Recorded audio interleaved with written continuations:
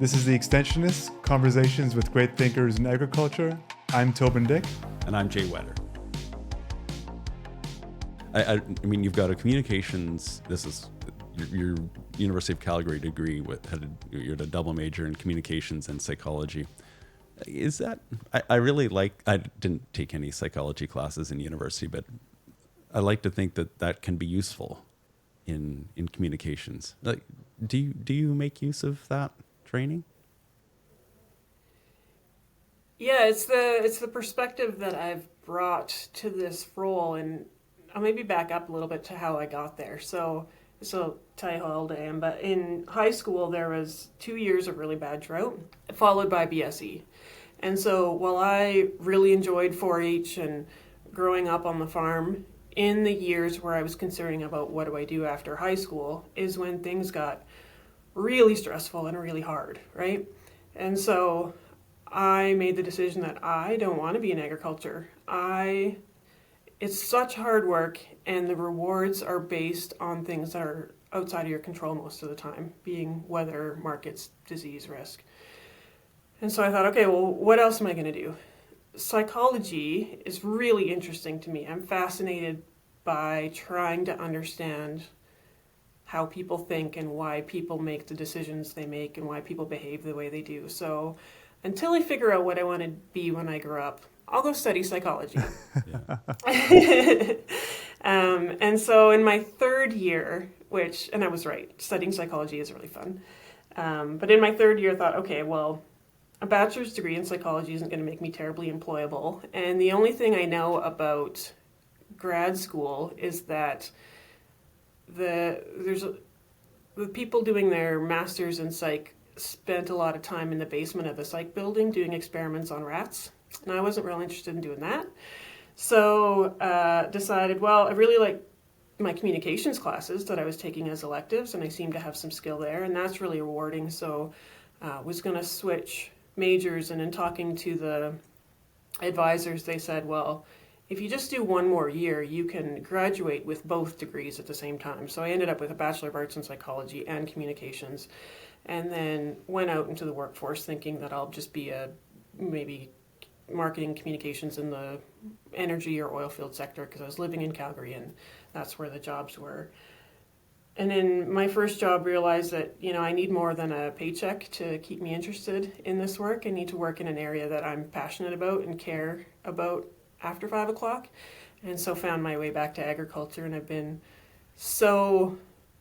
initially very surprised, but just so pleased that I could take all of my passions, put them together, and use them in a way that's had some contribution.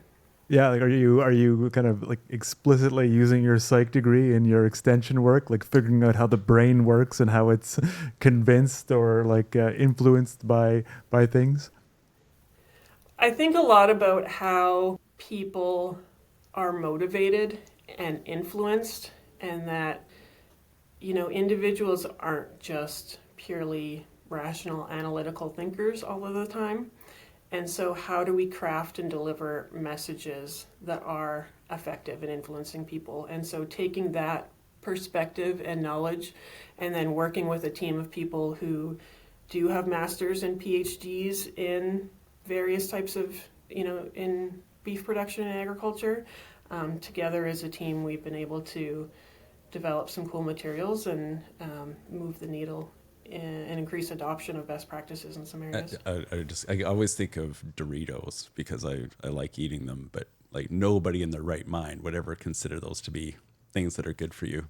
But so this is where the rational mind and the needs or wants kind of clash. But with beef producers, like, are there things that you given your work on the extension side and the people you connect with there, that we need to be doing more of? Like, there's a practice that why won't farmers do this? Mm-hmm. Like it's clearly a benefit. So can you give me an example of one of those practices, and then maybe use your psychological brain to try to figure out why the uptake isn't what you think it should be? So feed testing and balancing rations is a pretty easy example there. A lot of producers don't test their feed to see what the energy and protein nutrient levels are, and then therefore don't know if they're meeting their animals' nutritional needs, and then whether or how to supplement. Seems from the outside, when I'm sitting at my desk, it seems like an easy thing to do. And then when I go to the farm and see the long list of things that they need to do, that's much longer than the number of hours in the day, I can appreciate why they look at the animals and they say, well, there's nothing wrong with them, so Right. why do I need to do that? That is not at the top of the list. And so thinking about, okay, so if people test their feed, balance their rations, and then get higher production levels and lower disease risk because of it, but they don't feel the need to do it, how do we get them to feel the need? Okay, so can you answer your own question? Yeah. That's the nugget. How do you do it, Tracy? Give us the answer. So I think people are complicated. So it's various approaches for various people. And so we consider, okay, so people who have already started to feel the need or heard that that's something worth doing and are starting to seek out that information need to figure out how to make sure that they find it in a way that is attractive and easily consumable.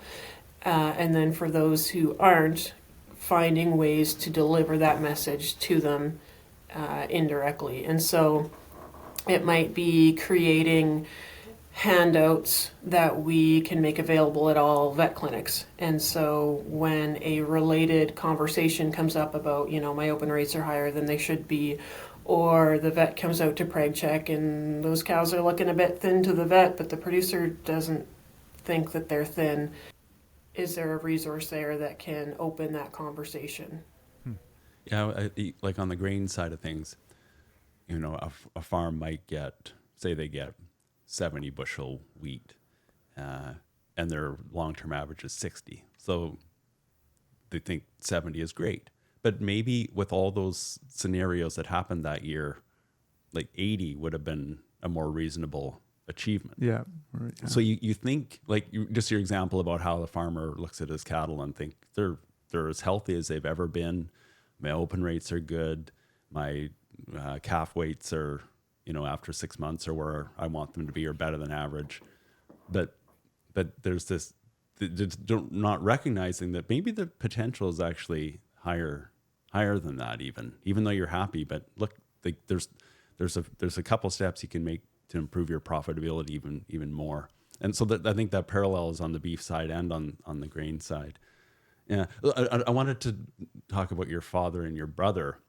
So clearly your father is I don't know, cutting edge maybe isn't the right word, but I mean the fact that he helped lay the foundation for a new breed within Canada. Mm-hmm. But are there things that they do where you think, Dad, brother, could you try this maybe? Like, do you get involved at all with practices that that could be really effective for them? And how is that received? Yeah. Before you answer, Tracy, I can totally appreciate how difficult that may be. Like I'm in the middle of a succession plan right now, and I farm with my parents, and I understand kind of the layers to what Jay is asking of you, but I'm going to still let you answer. Yeah, so let me start by saying that I recognize that I am not in production every day, right? I am not a farmer. And so it's easy to have an outside perspective and see opportunities that is different than when you're living it every day. And both my dad and my brother and in the case of my brother, still do work full-time off-farm jobs in addition to raising families and farming. And so, they have limited time and bandwidth to be terribly innovative in all the areas, right? Mm-hmm. So that's my disclaimer. They are not innovative when it comes to grazing management. And so, we've talked about rotational grazing and how they could potentially be getting more out of the acres that they currently have as opposed to looking to rent elsewhere. Yeah, I mean, there's in every operation, every producer, there's going to be facets where they're innovative and there's going to be facets where they're laggards. And so when you're working in extension, you know, we think about the continuum of the early adopters and the early majority and the late majority and the laggards. And unfortunately for us extension folks, nobody fits in one spot along that continuum. Depending on the practice or the innovation, that one person is going to be all over that map. That's interesting. It's an interesting way to kind of break it down. Do you think that way when you think about extension? Do you have those, like those? I mean, the divides aren't clear. You said that already, and I can appreciate that. But do you think about things in those categories? I do. I also think about the motivations behind people's decisions. And so, you know, some people are like a modern family business where they are focused on making a profit and running an efficient business. There's also people who are farming because it's a lifestyle choice and they're not motivated by financial gain, but they're more interested in maintaining just high farming standards. There's also a lot of people, I think, that are they're more custodians and they're really deeply committed to protecting the countryside and consider themselves guardians of a farming heritage. And so if I'm trying to persuade a custodian, I don't lead with the profit potential that they're leaving on the table, because that's not going to motivate a custodian. Yeah, that is. How do you know which category they fit in before you have that conversation? Is there a couple of questions you can ask to see where their approach or their philosophy? Intuition, maybe, or yeah. Yeah, I'm sure that there are, but because we don't work with producers one-on-one, what we do is try to develop resources that would work for every one of those categories, so that they're all available. So if you're an extension provider, I like that. Then yeah. So knowing the person will really affect the message, which is a really good message. I think that's really cool. Yeah, yeah, that's really a neat approach. Which goes back to, you know, why it's so important to have a lot of boots on the ground extension specialists that can get to know individual operations and producers and have those relationships so that they know what information to deliver when and how in a way that's actually applicable and effective.